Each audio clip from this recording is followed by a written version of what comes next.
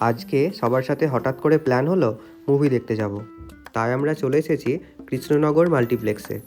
এটা আমার বাড়ি মুর্শিদাবাদ থেকে প্রায় 100 কিলোমিটার দূরে। আজকে কিন্তু আমি একা আসিনি, আজকে আমি কার সাথে এসেছিলাম সেটা কিছুক্ষণ পরে বলছি। আমাদের পৌঁছাতে একটু দেরি হয়ে গেছিলো, তাই তাড়াতাড়ি টিকিট কেটে মাল্টিপ্লেক্সের মধ্যে ঢুকলাম। আর বড় কোইন্সিডেন্স হলো, এই মাল্টিপ্লেক্সটাতে আমি 1 বছর আগে ঠিক আজকের ডেটেই এসেছিলাম। আজকে আমরা দেখব বলে ডিসাইড করেছি অক্ষয় কুমারের স্কাই ফোর্স। গিয়ে দেখি থিয়েটারটায় আমরা ছাড়া আর মাত্র 10 থেকে 12 জন লোক ছিল।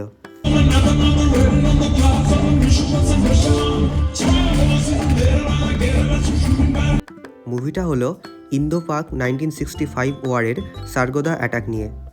মুভিটা একটা রিয়াল স্টোরির ওপরে বেস করে, কিভাবে একজন ইন্ডিয়ান এয়ারফোর্স পাইলট তার অসাধারণ স্কিলের জন্য মরণোত্তর মহাবীর চক্র পায়।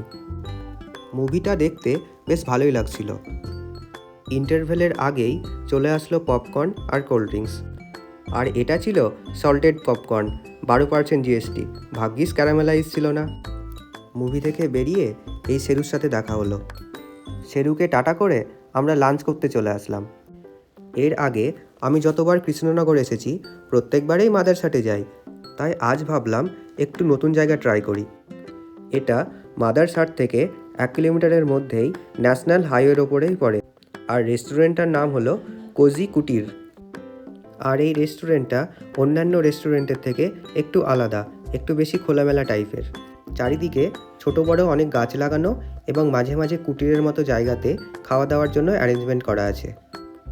এসে জায়গাটাকে বেশ ভালোই লাগলো। কিছু কিছু জায়গায় কুটিরের মতো ছিল, আর কিছু কিছু জায়গায় এই রকম লাল লাল টেন্টের মতো করে বসার অ্যারেঞ্জমেন্ট করা ছিল। আজকে আমাদের স্টার্টারে ছিল একটা চিকেন পিৎজা। আজকে আমি এসেছিলাম দিদি, জিজু আর মাসির সাথে। খেতে খেতে জিজুর সাথে কুম্ভমেলা নিয়ে খুব আলোচনা করলাম। দুজনেই ভাবছিলাম যে কুম্ভমেলাতে যাব কি যাব না। গল্প করতে করতেই আমাদের মেন কোর্স চলে আসলো, বাটার নান আর তান্দুরি চিকেন গ্রেভি। খাবার দাবার কিন্তু ভালোই টেস্টি। এই রেস্টুরেন্টটায় একটা ইউনিক জিনিস দেখলাম, এখানে খাবার দাবারের সাথে নার্সারির মতো গাছও কিনতে পাওয়া যায়। আমি খাবার দাবার শেষ করে সবাইকে গুড বাই জানিয়ে আমি বাড়ির উদ্দেশ্যে রওনা দিলাম।